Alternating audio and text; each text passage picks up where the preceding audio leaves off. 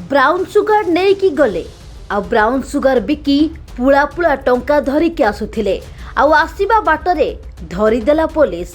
हाँ आज्ञा, पूर्वर धरा पड़िथिबा ब्राउन सुगर अभियुक्त लिंक रे थिबा पुणी दुई अभियुक्त गिरफ होइछंती।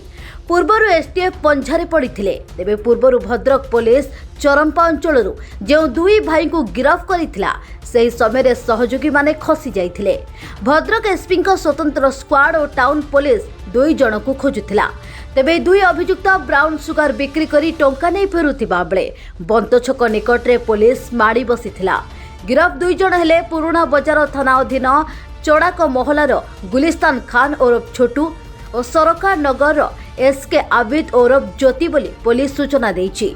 दुई अभियुक्तों निकटरू 2,40,000 नगद टंका, 5टी मोबाइल और अन्य कागजपत्र जबत होइछि।